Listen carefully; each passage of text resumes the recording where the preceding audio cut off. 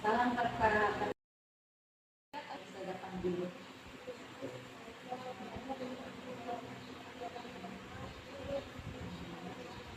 Iya, kalau semoga bisa makin ini. Kakak pun selama ini kan sering datang ke kakak kan, dan karena kesalahan yang kakak ini pasti ada alasan. Kira-kira apa ya alasan?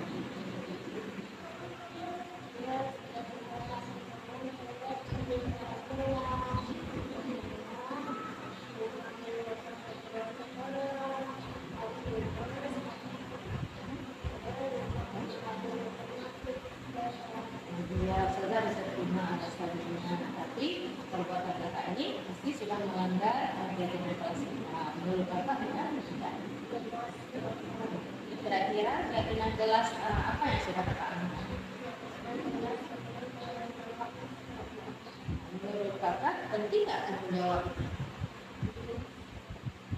Kalau penting, kira-kira tanggung jawab kakak sebagai seorang murid di sekolah ini gimana?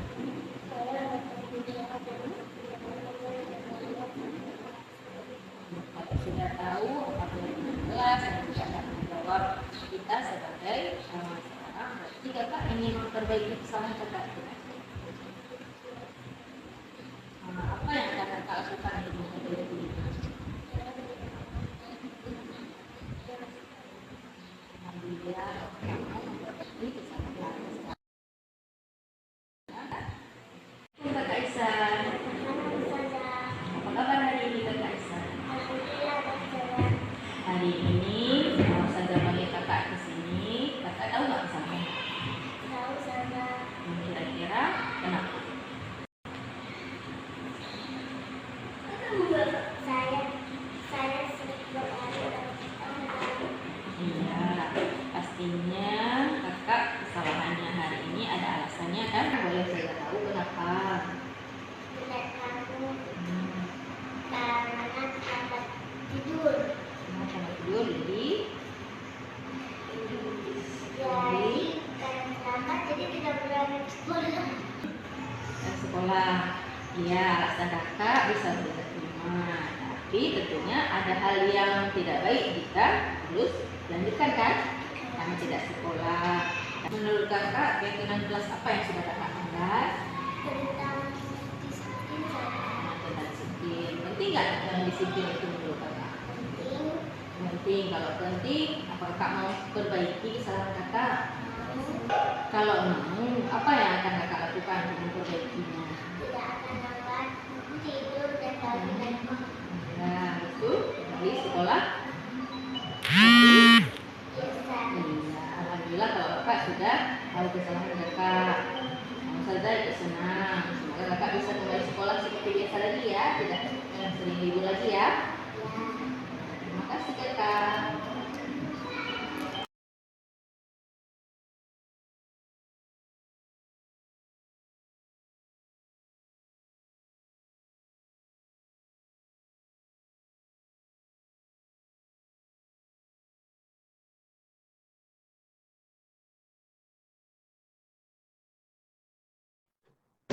Ya, Assalamualaikum warahmatullahi wabarakatuh. Waalaikumsalam. Selamat malam, Bapak Ibu. Ya, terima kasih sebelumnya sudah bergabung di via Zoom kita pada malam hari ini untuk mengikuti webinar ya. Baik, sebelumnya izinkan saya memperkenalkan diri saya terlebih dahulu. Saya Zarqa, dipercayakan oleh Bu Rauza untuk menjadi moderator pada webinar pada malam hari ini dengan namanya Diseminasi Budaya Positif. Baik, sebelumnya boleh bagi partisipan ya untuk bertegur sapa kepada pemateri kita terlebih dahulu. Saya sendiri mengucapkan selamat malam Bu Rauza. Selamat malam, Zarqa. Ya. Boleh juga bagi partisipan lain yang ingin mengucapkan salam atau halo kepada pemateri kita. Baik, untuk menghemat waktu, mari sama-sama kita dengarkan materi yang akan disampaikan oleh pemateri kita pada malam hari ini, yaitu Bu Rauza. Oke, kepada Bu Rauza disilakan. Terima kasih kepada Bu Zarka yang sudah memberikan kesempatan kepada saya. Hari ini saya akan mengadakan webinar tentang budaya positif.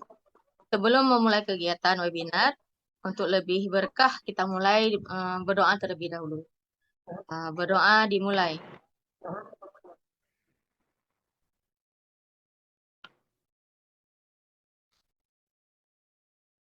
Selesai.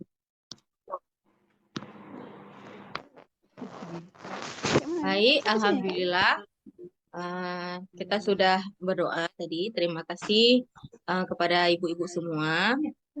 Untuk mempersingkat waktu, langsung kita masuk ke dalam materi yang akan saya bahas hari ini. Izin share screen-nya ya, ibu-ibu.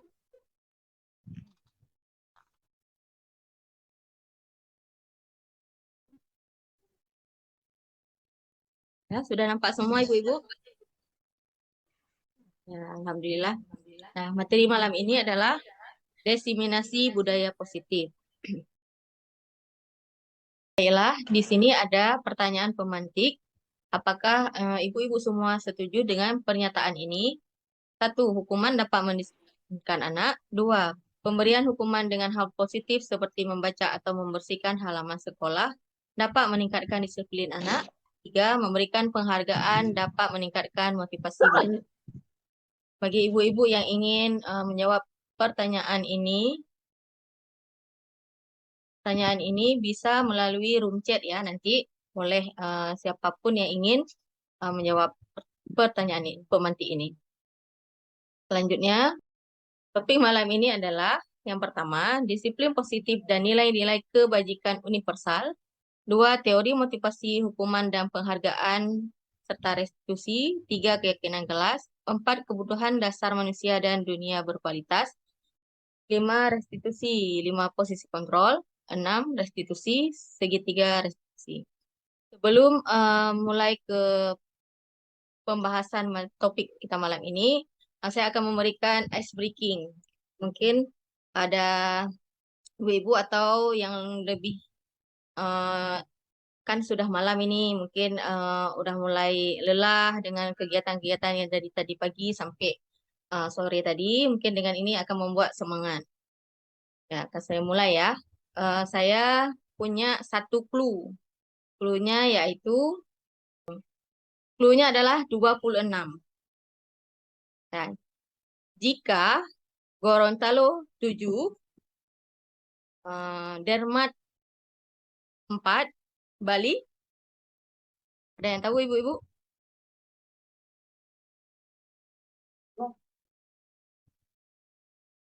Ada yang tahu ibu? Saya ulang. Clue-nya 26. Gorontalo 7, Demak 4, Bali. Ada yang bisa jawab? 2.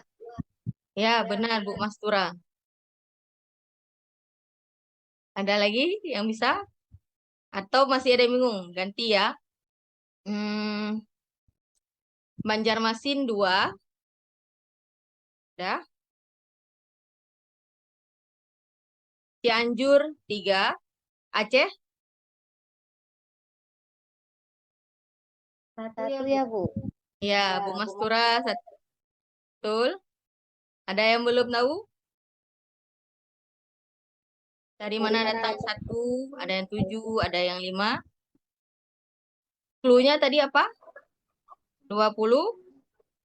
26. 26 itu adalah huruf abjad yang paling depan dari setiap nama kota di Indonesia. Contoh tadi Gorontalo, G itu huruf ke-7. Demak huruf D-nya itu huruf ke-4.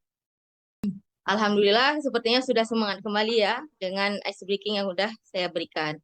Kita lanjutkan ke materi yang pertama yaitu disiplin positif dan nilai-nilai kebajikan universal. Nah, di sini ada perubahan paradigma. Bapak Ibu-ibu semua, cermati semua kegiatan kepalan tangan. Ada A dan B. Anda Sedikit, dan Ibu Rauza, ya, bisa diperbesar sedikit gambarnya. diperbesar sedikit gambarnya ya. Agak kurang jelas, Bu. Udah? Oke, Udah terima nampak? kasih, Ibu. Ya, sama-sama. Nah, diulang ya. Ada A dan B. Anda dan teman Anda. Ya, A itu Anda, B itu teman Anda.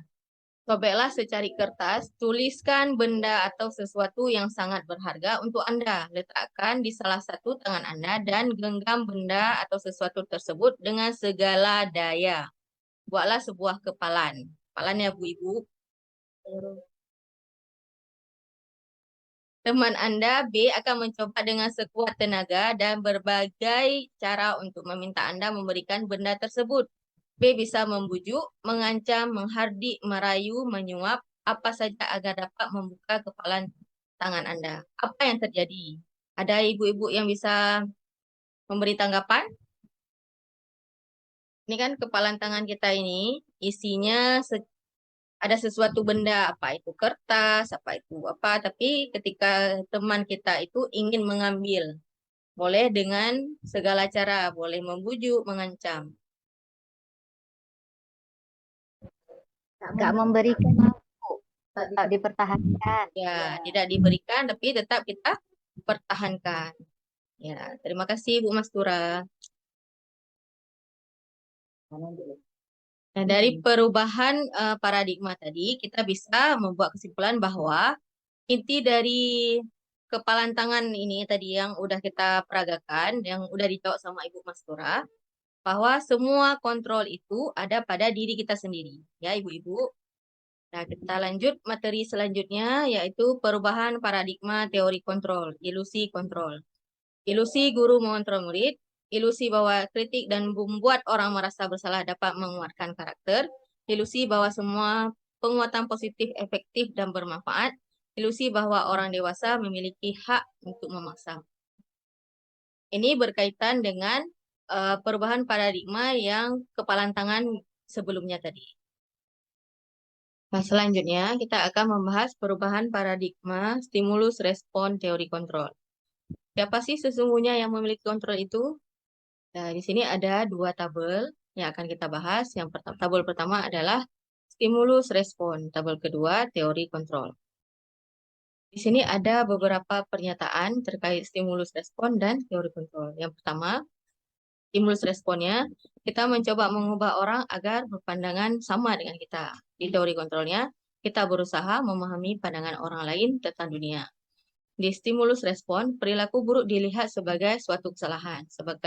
Sedangkan di teori kontrol, semua perilaku memiliki tujuan.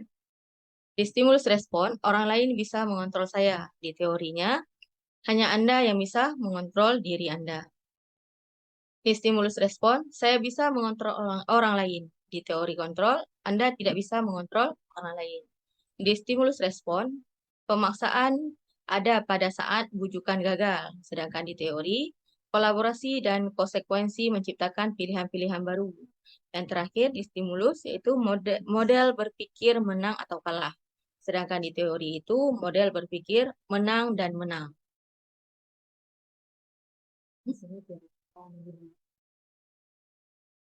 Nah, dari perubahan paradigma ini, yang paling baik adalah yang harus kita lakukan adalah teori kontrol. Karena semua yang mengontrol itu diri kita sendiri.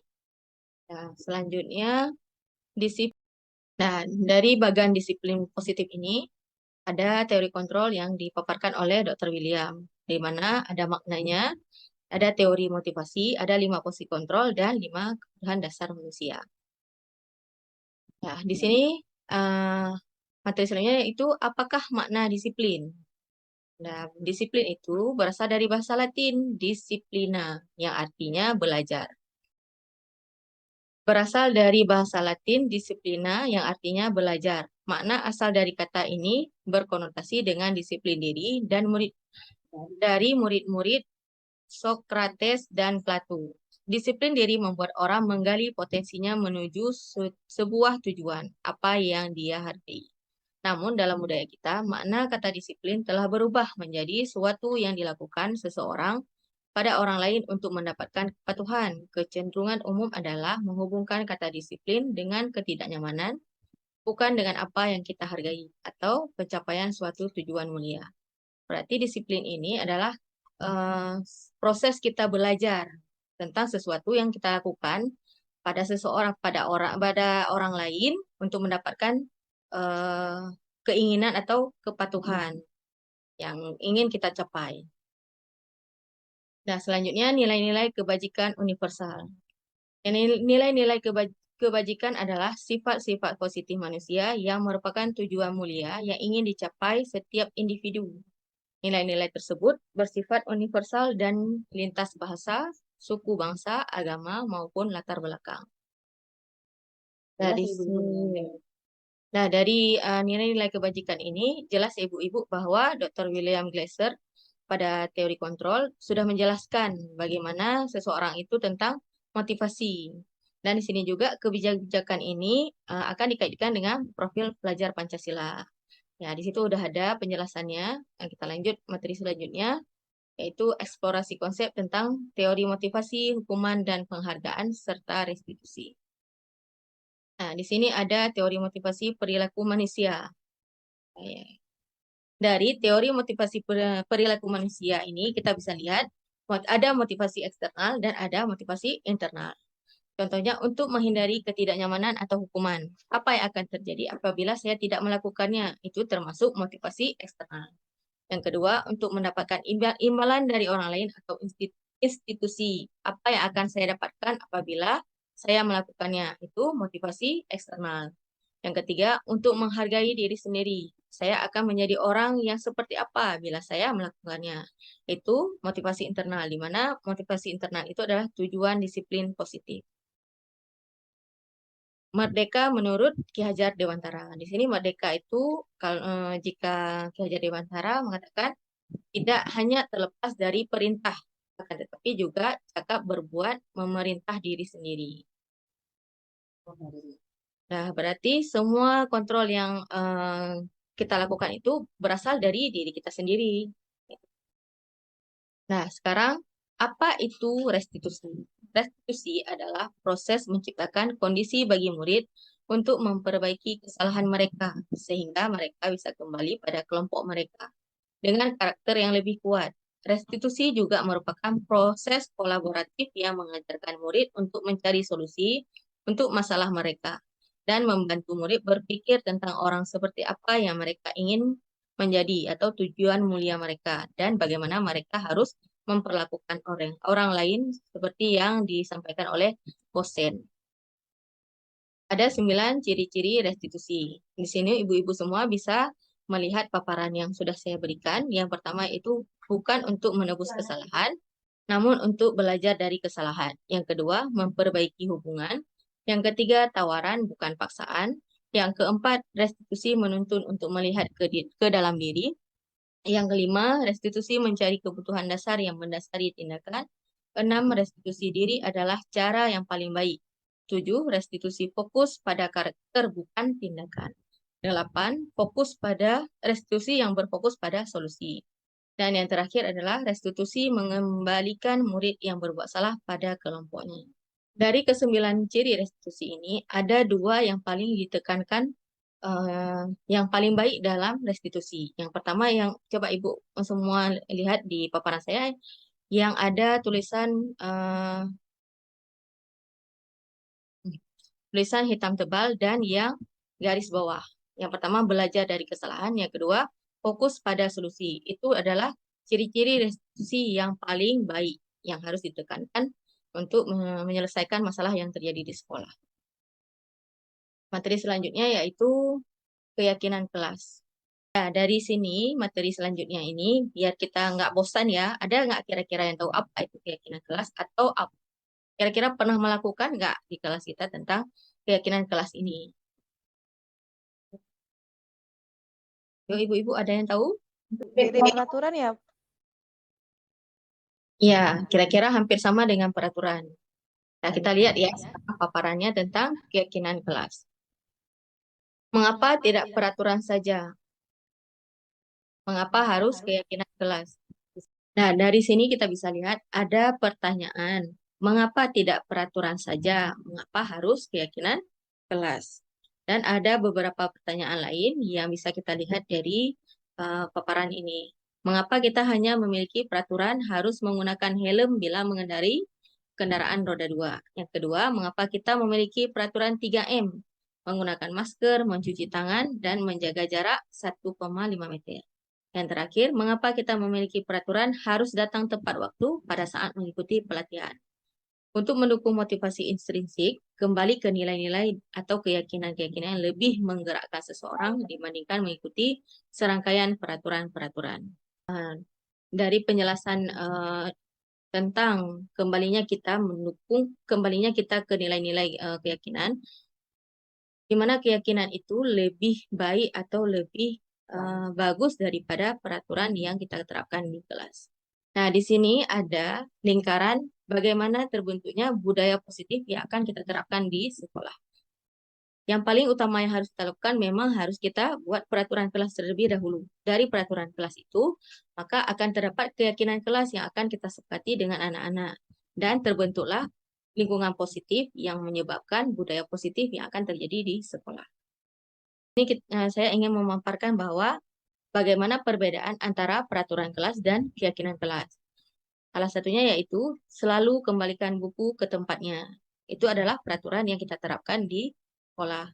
Sedangkan keyakinan kelas yang akan kita lakukan adalah tanggung jawab. Bagaimana setelah kita membaca buku, maka letakkanlah kembali. Yang kedua, dilarang mengganggu orang lain. Berarti kita harus, di keyakinan kelas, kita harus menghormati orang lain. Yang ketiga, hadir di sekolah 15 menit sebelum pembelajaran dimulai. Maka keyakinan yang harus kita ciptakan adalah menghormati orang lain dan berkomitmen kalau kita sekolah itu 15 menit sebelum pembelajaran.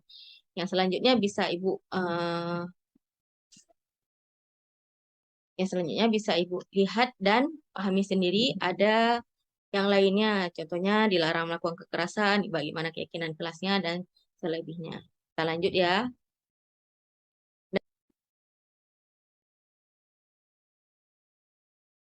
Di sini ada tabel tindakan dan hukuman atau konsekuensi. Di sini saya ingin ibu-ibu menjawab dari pernyataan ini, bisa dipilih hukuman atau konsekuensi. Kira-kira ada yang nggak yang bisa menjawab? Yang pertama itu tentang mencatat 100 kali di dalam buku kalimat, saya tidak akan terlambat lagi karena terlambat ke sekolah. Ada yang bisa? Hukuman, Bu. Bu Rehan menjawab hukuman.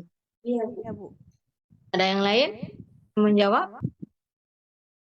Lari mengelilingi lapangan basket 2 kali karena terlambat hadir di sekolah. Hukuman.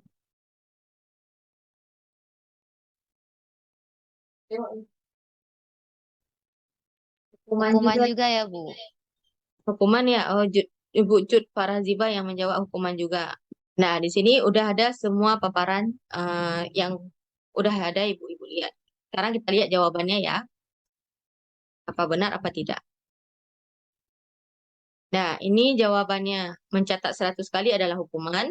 Lari mengelilingi lapangan basket adalah hukuman. Minta murid untuk push up juga hukuman. Mengganti kertas tugas teman itu konsekuensi. Nah, kita lanjut ya. Sudah lihat jawabannya. Apa perbedaan hukuman dan konsekuensi? Ini ada tabel tentang hukuman dan ada tabel dari konsekuensi. Semua ibu-ibu coba perhatikan. Hukuman itu sesuatu yang menyakitkan, sedang konsekuensi itu sesuatu yang harus terjadi. Hukuman itu membuat anak sakit, baik fisik maupun hatinya. Sedangkan kalau konsekuensi itu membuat anak merasa tidak nyaman. Hukuman membuat membenci kedisiplinan, sedangkan konsekuensi anak menghargai disiplin. Hukuman adalah suatu paksaan, sedangkan konsekuensi adalah stimulus atau tanggapan. Ada juga hukuman yang mendorong menyakiti diri sendiri, sedangkan konsekuensi itu mendorong anak agar mudah menyesuaikan diri. Nah, yang lainnya ibu-ibu bisa baca sendiri. Dari paparan tabel antara perbedaan hukuman dan konsekuensi, jelas ya ibu-ibu, kalau hukuman itu bisa menyakitkan bagi si siswa dan diri kita sendiri juga, sedangkan konsekuensi dapat mendorong perilaku si anak agar lebih baik lagi ke depan.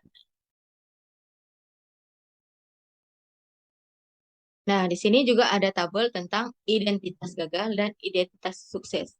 Identitas gagal itu adalah tentang hukuman, di mana di bawah sudah dipaparkan tentang beberapa hukuman yang dapat menyakiti dan tidak nyaman bagi siswa. Sedangkan identitas sukses yang akan menciptakan kedisiplinan.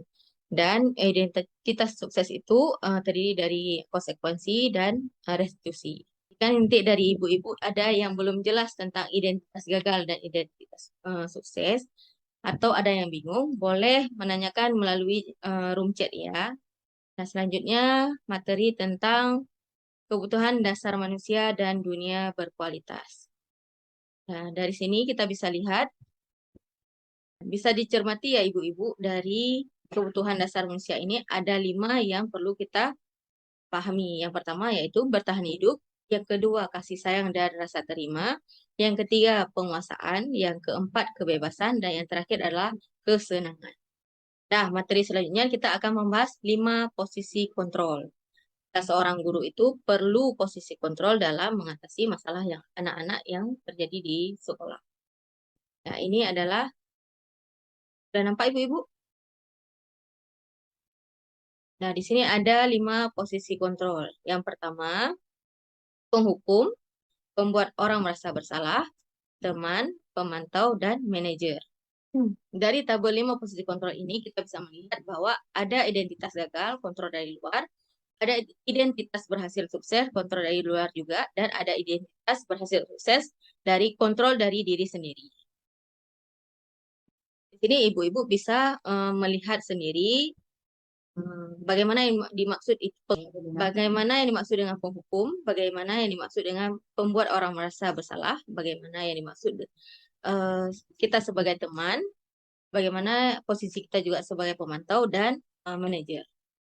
Baik, selanjutnya kita akan membahas materi tentang, adapun materi selanjutnya tentang segitiga restitusi. Bagi kita semua mungkin masih awam tentang segitiga restitusi. Saya juga seperti itu sebelum mengikuti CGP ini. Setelah saya mempelajari di CGP ini, ada beberapa hal dari segitiga restitusi ini. Di sini saya ingin berbagi kepada ibu-ibu guru semua. Di mana segitiga restitusi ini terdapat 3 aspek. Yang pertama yaitu menstabilkan identitas, yang kedua validasi kebutuhan, yang ketiga yaitu menanyakan keyakinan. Di mana ketiga aspek ini akan kita gunakan pada murid-murid yang bermasalah di sekolah.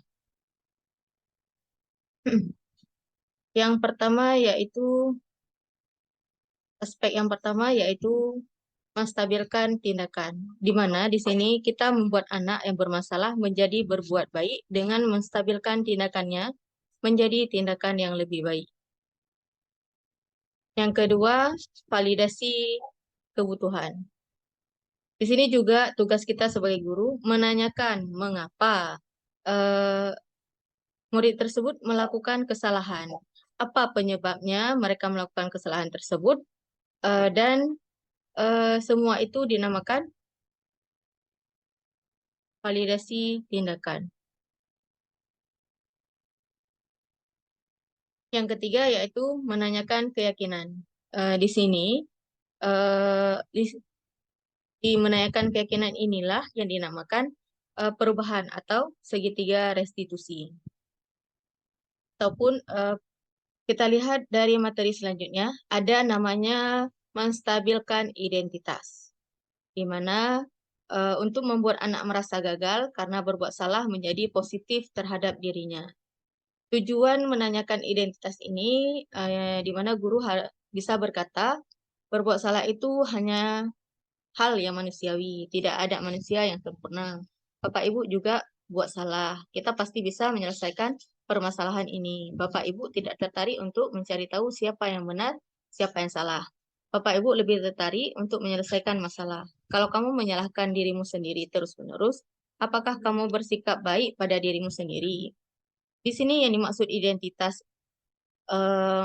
di sini yang dimaksud menstabilkan identitas yaitu tidak menyalahkan perbuatan murid yang melakukan kesalahan dengan menggunakan kata atau kalimat yang menyadarkan akan kesalahan dan ingin memperbaiki kesalahannya. Selanjutnya,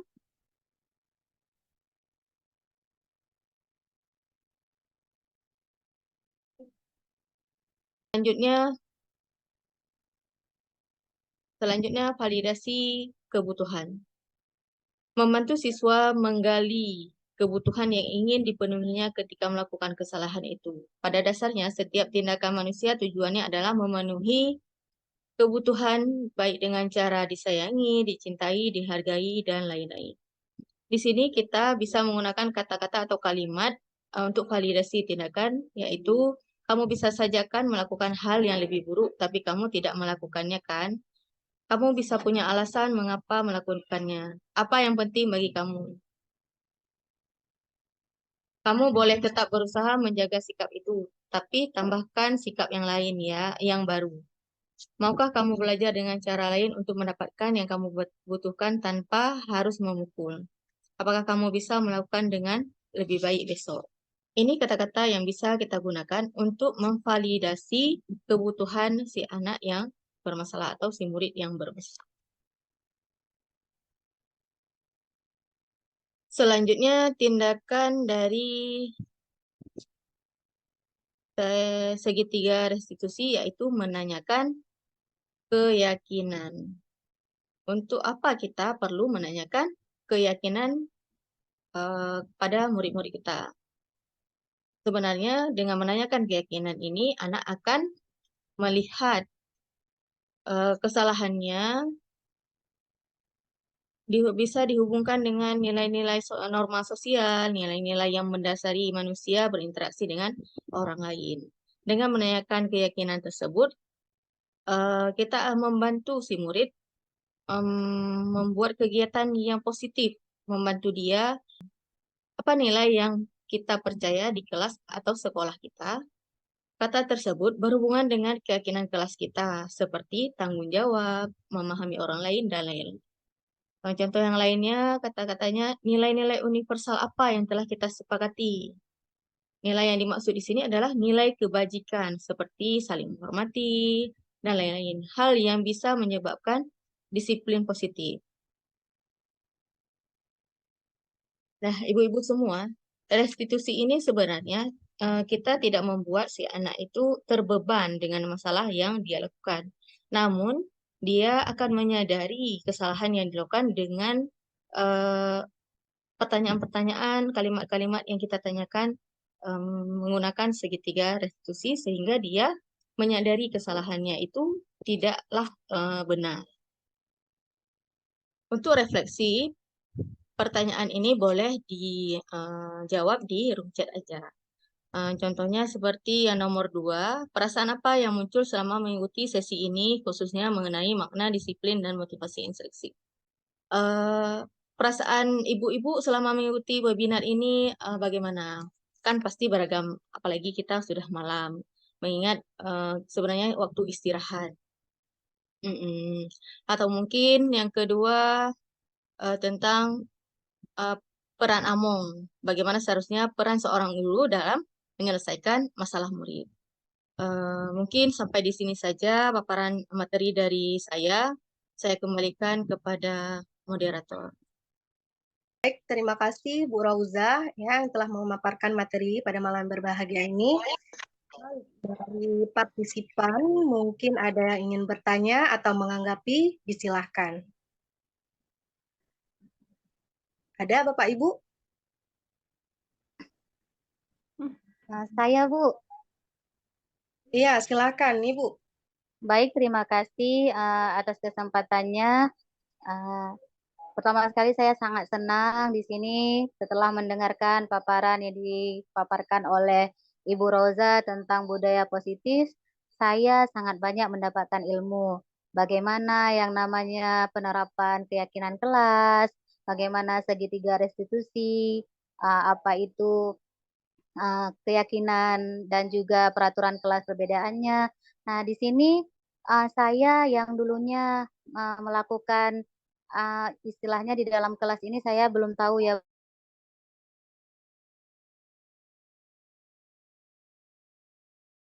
dengan paparan yang Ibu sampaikan tentang budaya positif menjadi ilmu buat saya ke depannya.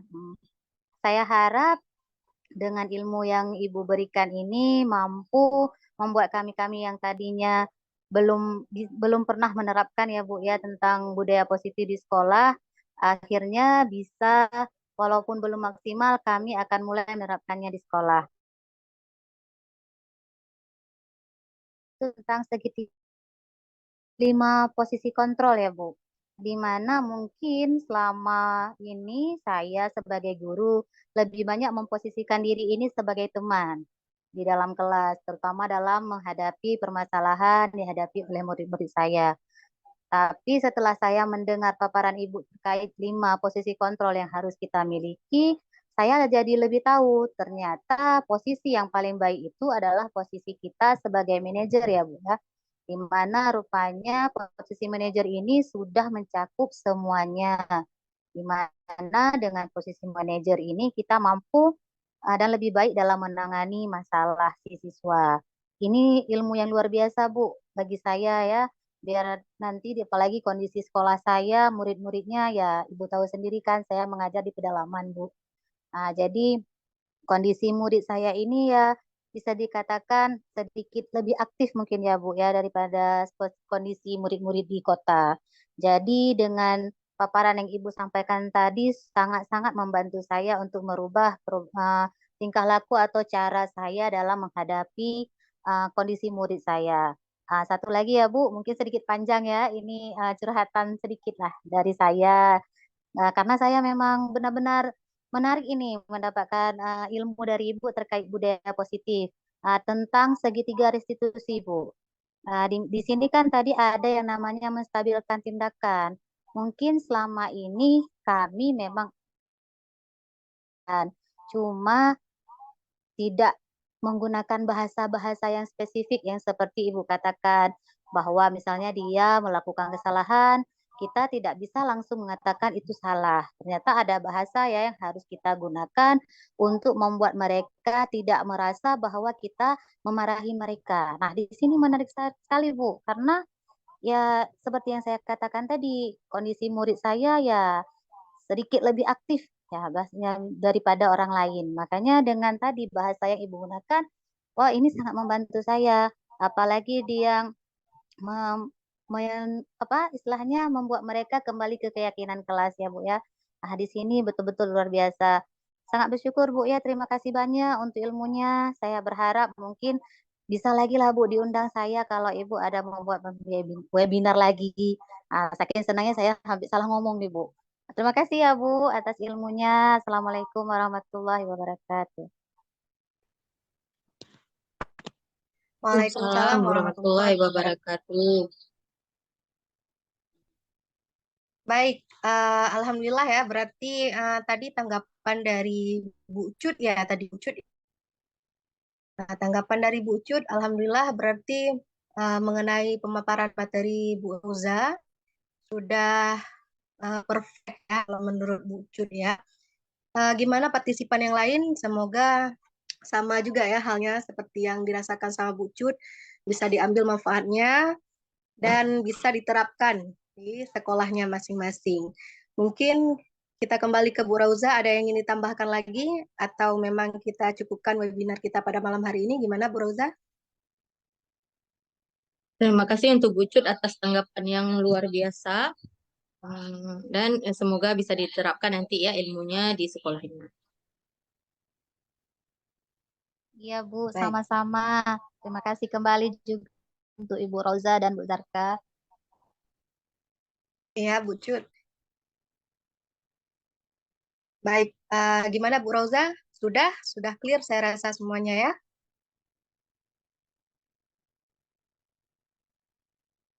Bu Rauza gimana? Sudah ya. Baik, mungkin ini saja ya pemaparan materi webinar pada malam hari yang berbahagia ini. Semoga bisa bermanfaat bagi kita semua. Saya ucapkan terima kasih sekali lagi kepada seluruh partisipan yang sudah berhadir, yang sudah bersedia ya untuk meluangkan waktunya untuk mengisi webinar pada malam hari ini. Semoga kedepannya kita bisa bergabung lagi melalui via Zoom, Jimit, atau yang lain sebagainya. Baik, saya selaku moderator yang telah dipercayakan pada malam berbahagia ini, mohon pamit undur diri. Saya ucapkan terima kasih, selamat malam, dan Assalamualaikum warahmatullahi wabarakatuh. Waalaikumsalam warahmatullahi warahmatullahi wabarakatuh. wabarakatuh.